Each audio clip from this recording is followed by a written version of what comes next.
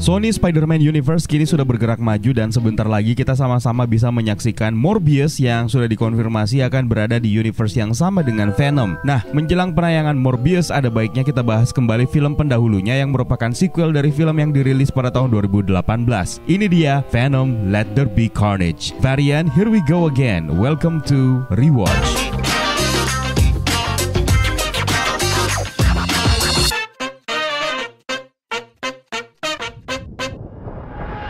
Film ini disutradarai oleh Andy Serkis, dirilis pada tahun 2021, dibintangi oleh Tom Hardy sebagai Venom dan Eddie Brock, Woody Harrelson sebagai Carnage dan Cletus Kasady, Michelle Williams sebagai Anne Weying, Reid Scott sebagai Dr. Dan Lewis, Naomi Harris sebagai Shriek alias Francis Barrison, serta ada Stephen Graham sebagai detektif Patrick Mulligan. Seperti biasa, sebelum kita mulai kita harus kasih spoiler warning terlebih dahulu buat kalian yang belum pernah menonton film ini. Untuk membantu, linknya untuk menonton saya taruh di kolom deskripsi di bawah ya.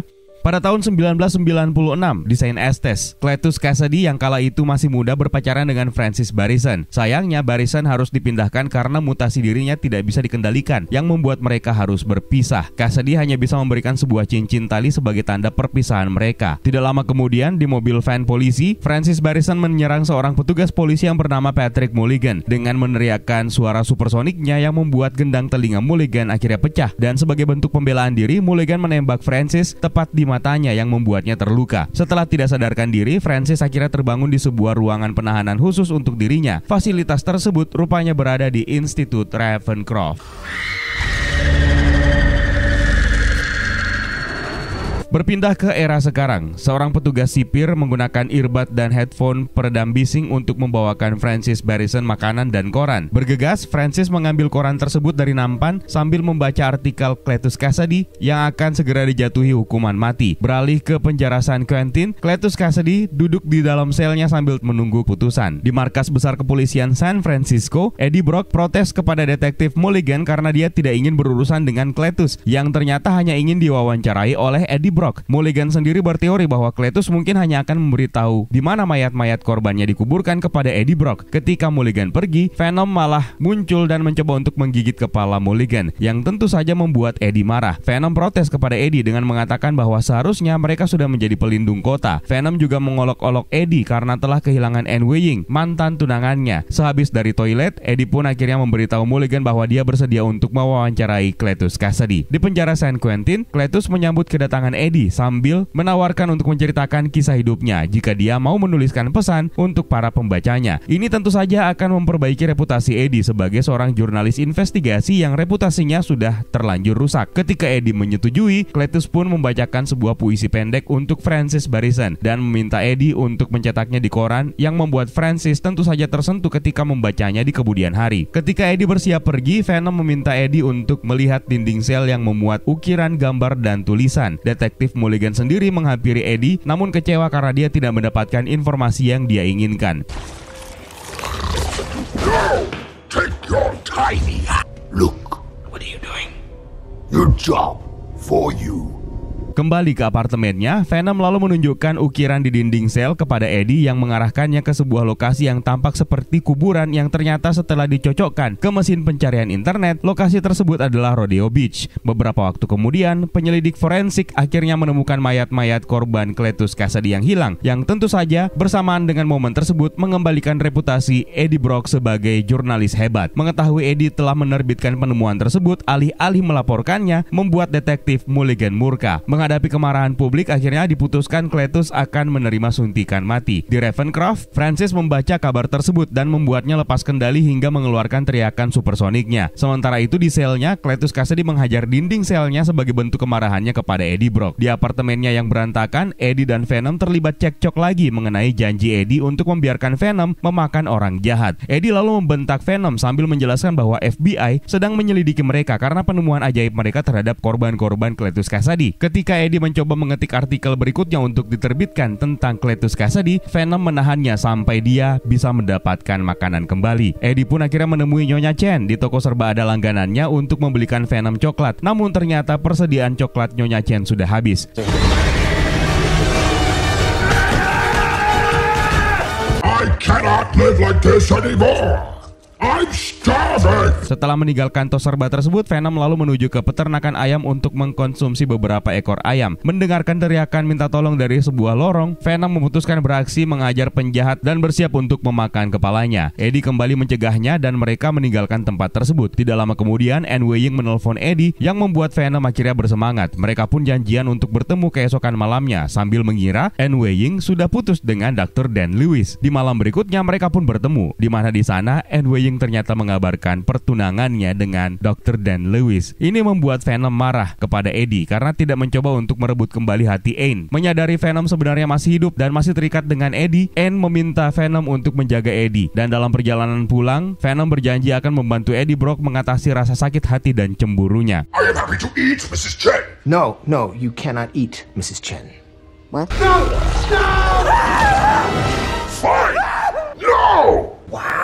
Keesokan pagi, Venom mencoba memasak sarapan untuk Eddie. Ketika Venom mengambil surat, Eddie melihat kartu pos yang dikirimkan oleh Cletus Kasady yang mengundang Eddie untuk menghadiri eksekusi matinya. Melalui surat tersebut, Cletus pun mengungkapkan backstory-nya, di mana dia membunuh nenek dan ibunya, dipukuli hingga hampir mati oleh ayahnya, dan dikirim ke Saint Estes hingga Francis Barrison menyelamatkan nyawanya di sana. Merasa bersalah, Eddie memutuskan untuk menemui Cletus di penjara. Cletus lalu menyapa Eddie sambil menyindir bahwa dia mungkin berharap Cletus akan memberikan petunjuk lainnya. Sambil Eddie mengeluarkan alat perekam, Eddie dengan sinis membalas dengan menanyakan kata-kata terakhir Cletus sebelum dia dieksekusi. Cletus pun akhirnya kembali mengintimidasi dan mengejek-ejek Eddie yang membuat Venom akhirnya marah dan membanting Cletus di dalam selnya. Cletus lalu meraih dan menggigit tangan Eddie hingga mereka pun dilerai oleh petugas. Tidak lama setelah itu, Cletus menyeka darah Eddie dari mulutnya dan ketika melihat darah yang aneh tersebut, Cletus pun akhirnya menelannya. Every hero has an origin story. I dare you!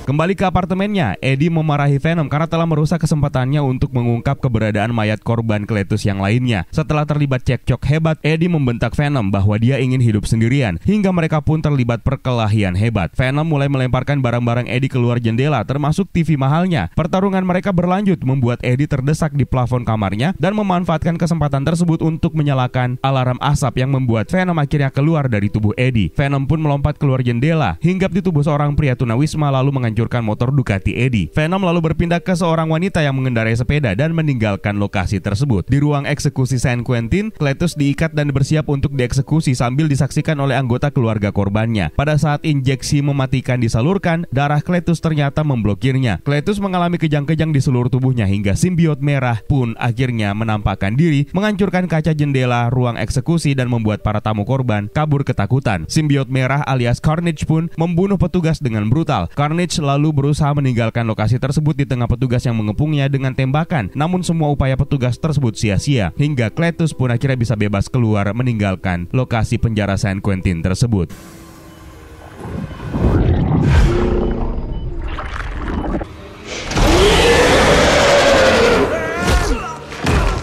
Di apartemennya, Eddie mulai kembali merapikan kamarnya yang berantakan, sementara Venom bertengger di atas gedung pencakar langit. Eddie lalu menyaksikan siaran berita yang melaporkan pelarian Cletus Kasady dari penjara. Detektif Mulligan lalu datang bertamu yang mencurigai Cletus telah mengatakan sesuatu kepada Eddie di pertemuan terakhir mereka. Khawatir, Eddie kembali bertanya bagaimana Cletus bisa kabur, namun Mulligan menolak menjawab sebagai bentuk pembalasan dendamnya mengenai informasi mayat hilang korban Cletus Kasady sebelumnya. Eddie pun akhirnya kembali menyimak percakapan terakhirnya dengan Cletus hingga menyimpulkan bahwa sebenarnya Cletus ingin menyelamatkan kekasihnya. Venom sendiri kesulitan dengan inang-inang barunya yang tidak bisa bertahan lama. Venom lalu mendatangi sebuah pesta kostum di mana di sana orang-orang mengira kalau Venom ini adalah kostum juga. Pada saat selesai berpidato di depan orang-orang, Venom pun meninggalkan pesta tersebut karena merasa inangnya lagi-lagi hampir mati, sambil menyesali perpisahannya dengan Eddie. Di tempat lain di kota, Cletus Kasady mencuri sebuah mobil merah dengan Carnage meretas kuncinya. Di jalan, Cletus pun akhirnya setuju untuk membantu Carnage melenyapkan simbiot lainnya yang dia simpulkan sebagai Eddie Brock. Sementara Carnage akan membantu Cletus untuk membebaskan Francis Barrison. Cletus lalu menuju ke Saint Estes, sementara Eddie menghubungi Mulligan mengenai Francis Barrison yang menjadi tujuan Cletus untuk diselamatkan. Mulligan tentu saja menjadi heran karena dia merasa telah membunuhnya beberapa tahun yang lalu. Kembali ke Cletus, di sebuah toko pom bensin, Cletus membunuh petugas dan Carnage meretas jaringan internet untuk menemukan lokasi Francis ditahan. Di Ravencroft, Cletus akhirnya berhasil menyusup dengan bantuan Carnage hingga membuat Cletus bisa kembali bertemu dengan Francis. Cletus dan Carnage pun membawa Francis keluar dari penjara lalu kabur menggunakan mobil curian Cletus sebelumnya. Sementara pasukan bantuan polisi pun tiba membuat Carnage beraksi untuk menghancurkan beberapa di antaranya. Sementara Francis melepaskan teriakan supersoniknya yang ternyata malah menyakiti Carnage. Oh,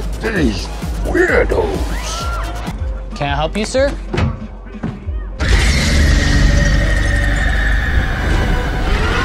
Beralih ke toko Nyonya Chen, inang baru Venom semakin melemah dan tidak sadarkan diri di toko tersebut. Lalu simbiot Venom pun pindah ke tubuh Nyonya Chen. Di Ravencroft, detektif Mulligan menemukan petugas sipir sudah tidak lagi bernyawa dan sel tahanan Francis pun juga sudah hancur. Mulligan lalu menyarankan pemblokadean wilayah dan Eddie Brock dibawa untuk diinterogasi. Di ruangan interogasi di kantor polisi, Eddie Brock protes karena dia tidak tahu apa-apa. Ketika Mulligan menyebutkan laporan tentang monster yang menemani Cletus Kasady, Eddie pun sadar bahwa kini Cletus sudah menjadi inang pecahan simbiot Venom setelah menggigitnya. Eddie lalu menelpon Anne untuk meminta bantuan sebagai pengacara Eddie. Setelah bertengkar dengan detektif Mulligan, Anne akhirnya berhasil menemui Eddie untuk mengetahui fakta bahwa Cletus dan simbiot telah menyatu hingga membuat Anne memutuskan untuk mencari Venom. Sesampainya di toko Nyonya Chen ditemani Dr. Lewis, Anne mengetahui bahwa Venom sebenarnya telah menjadikan Nyonya Chen sebagai inang dan memikatnya keluar setelah mengetahui kabar kalau Cletus kini memiliki simbiot merah. Out! You get out!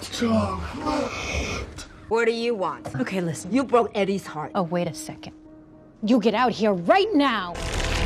Di tempat lain, Cletus dan Francis membakar St. Estes, lalu merencanakan pernikahan mereka. Mereka berdua memutuskan untuk mengundang tamu untuk pembalasan dendam. Francis memutuskan mengundang detektif Mulligan, sementara Cletus Kasady memilih Eddie Brock dan Carnage memilih Venom untuk diundang ke pesta pernikahan mereka. Di kantor polisi, Anne masuk ke ruang interogasi, lalu berubah menjadi She-Venom dan menghancurkan dinding ruangan tersebut untuk kabur yang tentu saja membuat Mulligan marah. Setelah Eddie meminta maaf, Venom pun akhirnya kembali pindah ke tubuh Eddie sambil menawarkan mereka berdua menjadi Little Protector kembali. Detektif Mulligan lalu tiba di apartemen Eddie, namun malah menemukan Cletus Kasady yang berubah menjadi Carnage dan menangkapnya. Sementara di dalam apartemen, Francis Barrison menemukan foto dan cincin yang rencananya akan diberikan oleh Eddie untuk Anne. Melihat foto tersebut, Francis memutuskan untuk menggunakan Anne sebagai umpan. Eddie dan Venom lalu pergi menuju ke rumah Anne, di mana di sana ternyata Francis sudah melumpuhkan Dr. Lewis dan membawa Anne menuju ke gereja katedral. Dr. Lewis pun bergegas menghubungi Eddie. Di dalam katedral, Francis dan Cletus akhirnya bersiap untuk menikah di depan pendeta. Di saat yang sama, Venom akhirnya menerobos masuk dan mencari Anne. Cletus lalu berubah menjadi Carnage, yang mana malah membuat Venom kembali bersembunyi di balik tubuh Eddie. Setelah mencapai kesepakatan dengan Eddie, pertarungan antara Venom dan Carnage pun terjadi. Sementara Francis melepaskan teriakan supersoniknya yang tentu saja membuat Venom dan Carnage kesakitan. Pertarungan antara simbiot ini pun kembali dilanjutkan. Francis lalu menemui detektif Mulligan berniat untuk membalas dendam, namun diganggu oleh Carnage yang memperingatkan untuk tidak menggunakan kekuatannya lagi. Memanfaatkan kesempatan tersebut, Mulligan merangkak ke salah satu lift, lalu berusaha untuk menghubungi rekannya melalui radio, namun akhirnya dia dibunuh oleh Francis Barrison. Pertarungan antara Venom dan Carnage terus berlanjut dan kini mendapatkan gangguan dari Dr. Lewis yang menyiram Carnage dengan bensin yang terbakar. Tiba-tiba bel gereja berdentang, membuat kedua simbiot ini kembali kesakitan dan kembali ke wujud inang mereka masing-masing. Cletus lalu menggeram menyatakan bahwa Eddie akan melihat Anne mati. Pada saat Carnage meraih Anne, Eddie yang tertimpa puing-puing reruntuhan bangunan dihampiri oleh Dr. Lewis untuk membantunya, namun Venom menyatakan dirinya sudah tidak cukup kuat. Francis sendiri malah memprotes keputusan Carnage untuk membunuh Anne, membuat Carnage marah dan mencoba untuk mencekik Francis hingga tidak sadarkan diri. Cletus pun berusaha menolong istrinya dan ini dilihat oleh Eddie sebagai sebuah kelemahan.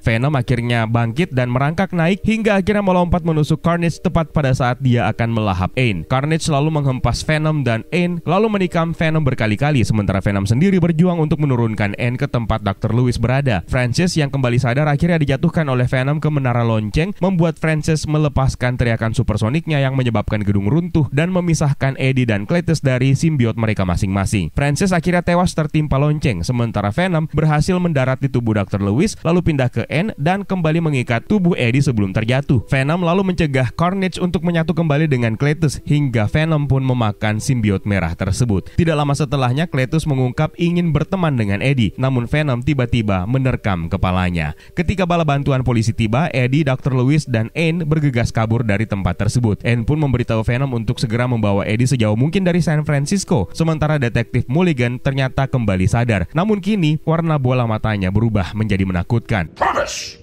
I promise!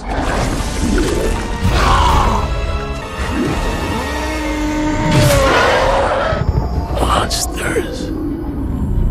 Setelah perpisahan dengan Anne dan Dr. Lewis, Eddie memutuskan untuk berlibur di sebuah pantai tropis. Eddie lalu setuju mereka akan pergi kemanapun yang membutuhkan The Little Protector, yang tentu saja membuat Venom senang. Dalam post-credit scene, Eddie sedang asik menonton tayangan TV sambil membicarakan masa lalu Venom. Tiba-tiba situasi di sekeliling mereka berubah dengan tayangan TV berubah menjadi berita TheDailyBugle.net dengan pembawa acara J. Jonah Jameson yang mengumumkan Spider-Man alias Peter Parker sebagai pembunuh Mysterio. Venom sendiri sepertinya tertarik ketika melihat penampilan pertama kali Spider-Man.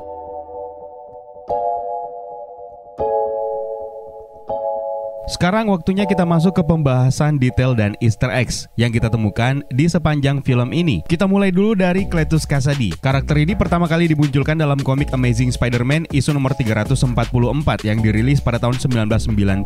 Dia akhirnya diceritakan berubah menjadi Carnage dalam komik Amazing Spider-Man isu nomor 360 yang dirilis pada tahun 1992. Nah, dalam film ini backstory-nya juga diceritakan yang memang mirip seperti backstory Cletus Kasady yang ada dalam komik. Perbedaannya hanya terletak pada bagaimana caranya Cletus Kasady bisa mendapatkan simbiot merahnya. Dalam komik, sebenarnya Cletus ditetapkan satu sel bersama dengan Eddie Brock di Rikers Island, yang pada saat itu simbiot hitam akhirnya datang untuk menolong Eddie Brock dan meninggalkan pecahan dari diri simbiot tersebut yang malah mengikat tubuh Cletus Kasady, dan inilah yang menjadi origin asli Carnage dalam komik. Bedanya dalam film ini, Eddie Brock tidak diceritakan sebagai tahanan penjara San Quentin. Karakter berikutnya adalah Francis Barrison alias Shriek, yang mana karakter ini juga sebenarnya diambil dari komik yang pertama kali memulai debut dalam komik Spider-Man Unlimited isu nomor 1 yang dirilis pada tahun 1993. Dalam cerita Maximum Carnage, kedua karakter ini, Shriek dan Carnage, bergabung menjadi satu tim, lalu kabur dari Institut Ravencroft. Berikutnya adalah polisi detektif Patrick Mulligan. Karakter ini juga diadaptasi dari komik yang pertama kali memulai debut dalam komik Venom vs Carnage isu nomor 1 yang dirilis pada tahun 2004. Nasibnya di ending film ini yang ternyata masih sadar dan selamat menyeratkan pesan bahwa dia sebenarnya sudah menjadi inang simbiot baru yang bernama Toxin. Nah, perubahan Patrick Mulligan menjadi Toxin ini pertama kali diceritakan dalam komik Venom vs Carnage isu nomor 2 yang dirilis pada tahun 2004. Lalu ada St. Estes Home for Unwanted Children, di mana disinilah Cletus dibesarkan sebagai seorang anak laki-laki setelah kematian seluruh anggota keluarganya. St. Estes ini sebenarnya juga diadaptasi langsung dari komik yang dari sumber aslinya tersebut bernama St. Estes Home for Boys, yang pertama kali diceritakan dalam komik Amazing Spider-Man isu nomor 361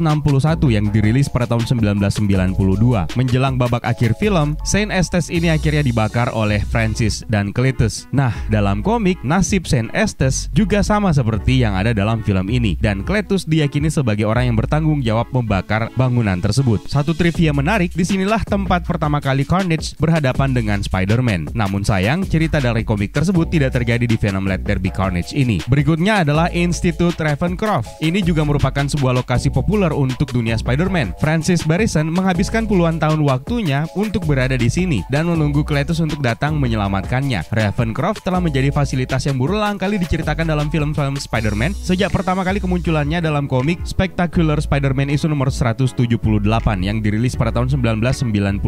Kehancurannya sendiri diceritakan dalam komik Amazing Spider-Man volume 5 isu nomor 50 yang dirilis pada tahun 2020. Institut Ravencroft ini juga beberapa kali ditampilkan dalam live action, termasuk salah satunya adalah The Amazing Spider-Man 2 yang digarap oleh Mark Webb, tempat Electro ditahan setelah membuat kekacauan. Lalu di Institut Ravencroft ini ada seorang dokter yang menjaga Francis Barrison, diperankan oleh Sean Weber. Dia adalah Dr. Pazzo. Nah, kita juga mengenal nama Camille Pazzo dalam komik yang pertama kali muncul di komik Venom Carnage Unleashed isu nomor 1 yang dirilis pada tahun 1995. Fakta menariknya, Dr. Camille Pazzo ini memang bekerja di Institut Ravencroft. Referensi berikutnya adalah ayam yang ada di apartemen Eddie Brock. Venom menamai kedua ekor ayam tersebut dengan nama Sonny dan Cher, di mana ini adalah duo musik populer. Mereka adalah musisi yang aktif dari tahun 1964 sampai tahun 1977. Nah, salah satu referensi terbesar yang dimunculkan dalam film ini adalah The Daily Bugle. Ada dua referensi besar untuk koran terkenal dari komik ini. Yang pertama kali diperkenalkan dalam komik All Winners Comic isu nomor 11 yang dirilis pada tahun 1945 1943 sebagai koran. Sementara dalam komik Fantastic Four isu nomor 2 yang dirilis pada tahun 1961, akhirnya The Daily Bugle diceritakan menjadi sebuah perusahaan. Menariknya dalam film ini ada dua versi The Daily Bugle yang kita tahu. Yang pertama dalam versi koran yang dibaca oleh Patrick Mulligan, dan juga ketahuan kalau ternyata Eddie Brock bekerja sebagai jurnalis lepas untuk koran cetak ini. Karena Eddie Brock berdomisili di San Francisco, maka wajar jika The Daily Bugle tempat dia bekerja sebagai jurnalis lepas adalah The Daily Bugle terbitan West Coast Edition. Logonya sendiri sama seperti logo The Daily Bugle yang ada dalam Raimiverse. Namun meskipun demikian, kita masih tetap menganggap ini adalah universe yang berbeda, karena film Spider-Man garapan Sam Raimi sendiri sebenarnya juga sudah memiliki Eddie Brock dan Venomnya sendiri yang diperankan oleh Topher Grace. Nah, The Daily Bugle versi variannya akhirnya muncul dalam post-credit scene, dan ini adalah The Daily Bugle versi Marvel Cinematic Universe dengan J. Jonah Jameson sebagai pembawa acaranya. The Daily Bugle di MCU bukan versi cetak, melainkan sebuah situs pemberitaan yang mirip seperti Infowars yang dikendalikan oleh J. Jonah Jameson. Kehadiran TheDailyBugle.net ini sebagai cameo di post-credit scene film Venom Let There Be Carnage tentu saja menjadi cara yang bagus untuk menampilkan penampilan cameo singkat dari Tom Holland sebagai Peter Parker alias Spider-Man yang diungkap sebagai pembunuh Mysterio. Lalu ada penampilan cameo singkat dari mendiang Stan Lee. Fotonya terlihat dijadikan sebagai cover sebuah majalah yang berusaha dirapikan oleh Venom ketika mengunjungi toserba milik Nyonya Chen. Ini sekaligus mengulang penampilan cameo-nya dalam film pertama yang pada saat itu beliau masih hidup. Selain itu juga ada sedikit referensi yang mengarah ke Uncle Ben yang terletak ketika Venom dan Eddie Brock berdebat di awal film, dengan Eddie Brock mengatakan bahwa mereka harus menjaga identitas rahasia mereka karena FBI sudah mencurigai keterlibatan Venom dalam penemuan mayat-mayat korban Cletus Kasady. Eddie sempat menyatakan bahwa salah satu dari mereka, entah itu Eddie ataupun Venom, harus bertanggung jawab, sementara Venom membantahnya dengan mengatakan Responsibility. It's for the mediocre. ini sebenarnya merupakan sebuah lelucon yang mengarah kepada referensi kalimat sakti Uncle Ben kepada Peter Parker. Great power comes great responsibility. Yang juga kembali terulang melalui mulut Aunt May menjelang kematiannya di film Spider-Man No Way Home. And with great power, there must also come great responsibility. Ketika Cletus sedang menulis surat untuk Eddie Brock, di situ dia menulis Every hero has an origin story, dan bersamaan dengan itu seekor laba-laba tiba-tiba melintas dan dibunuh oleh Cletus lalu menelannya. Ini tentu saja merupakan referensi untuk origin Peter Parker yang digigit oleh seekor laba-laba radioaktif dan membuatnya berubah menjadi Spider-Man. Venom juga berulang kali menyebut ambisinya untuk menjadi The Little Protector. Nah, nama julukan ini juga sebenarnya berasal dari komik solo pertama Venom, yaitu Venom Little Protector. Kisah inilah yang menjadi inspirasi utama di balik film Venom pertama, yang menceritakan kepindahan Eddie Brock dari New York ke San Francisco, yang pada akhirnya di film kedua ini, Eddie Brock menyetujui nama julukan The Little Protector tersebut. Di tengah-tengah perdebatannya, Eddie Brock juga sempat menyinggung nama planet simbiot Venom yang dia sebut sebagai planet Ming-Mong. Padahal sebenarnya nama planet asal simbiot adalah planet Kelintar, yang juga dikenal sebagai Planet of the Symbiotes. Hanya sedikit orang yang mengetahui letak dari planet ini, termasuk salah satunya adalah Thanos yang berhasil mendapatkan koordinatnya. Lalu dalam adegan post-credit scene, Venom menjelaskan bahwa simbiot memiliki hive mind, yang mana istilah ini juga sebenarnya berasal dari komik. Istilah hive mind ini pertama kali disebutkan dalam komik Fantastic Four isu nomor 360 yang dirilis pada tahun 1992. Menariknya, simbiot yang sudah mati masih ada dalam hive mind dan berpotensi untuk dibangkitkan kembali, seperti yang pernah terjadi terhadap Anti-Venom. Itu juga berarti meskipun Carnage sudah diceritakan mati dalam film ini, namun potensi untuk dia dihidupkan kembali sangat besar. Meskipun akan kita lihat dia akan memiliki inang barunya lagi, karena Cletus Kasady tidak mungkin dibangkitkan lagi dong. Sementara momen ketika Venom memakan dan menelan simbiot Carnage sebenarnya juga pernah terjadi di dalam komik. Ada sejumlah callback juga yang bisa kita dapatkan dalam film ini, dimulai dari patah hidung yang dialami oleh Eddie Brock, kemudian berusaha dibetulkan oleh Venom dengan cara yang begitu menyakitkan, membuat kita callback kepada adegan ketika Eddie Brock mengalami patah tulang setelah mengalami kecelakaan motor di film pertama. Cletus Kasady di akhir film ini juga mengalami patah tulang, tapi sayangnya Carnage sebagai simbiot yang hidup dalam tubuhnya tidak sempat menolongnya karena mereka harus terpisah dan keburu ditelan oleh Venom. Lalu ada satu callback memorable lainnya yang bisa kita lihat ketika Venom berusaha menurunkan Anne Weying di lantai bawah di mana Dan Lewis sudah menunggu, sementara dia sendiri harus menerima tikaman berulang kali dari Carnage. Adegan ini tentu saja membawa kita callback ke adegan ketika Spider-Man versi Andrew Garfield berusaha menyelamatkan Gwen Stacy dalam film The Amazing Spider-Man 2. Namun sayang, upayanya gagal. Nah, itu dia beberapa detail dan Easter eggs yang bisa kita temukan di film Venom Let There Be Carnage. Kalau ada detail lain yang mungkin kalian ketahui dan tidak sempat kita bahas di video pembahasan kita kali ini, jangan sungkan tambahkan di kolom komentar di bawah ya, Varian. Sebelumnya saya pengen mengajak kalian juga untuk bergabung menyisihkan sedikit pendapatan kalian untuk membantu teman-teman dan saudara-saudara kita yang sedang terkena musibah bencana alam di berbagai tempat di tanah air melalui semangatbantu.com. Proses penyaluran bantuannya sendiri sudah terrealisasi dan terima kasih banyak untuk kalian yang sudah ikutan berpartisipasi untuk membantu teman-teman dan saudara-saudara kita. Untuk kalian yang masih pengen ikutan dan mungkin baru pengen ikutan, linknya saya sertakan di kolom deskripsi di bawah ya. Berapapun nilai yang kalian sumbangkan, semoga bisa bermanfaat untuk mereka yang membutuhkan. Dan terima kasih juga buat kalian yang sudah menonton, serta terima kasih buat kalian yang sudah bergabung di membership community. It's time for me to sign out. Mani Beseka, stay safe, and until next time.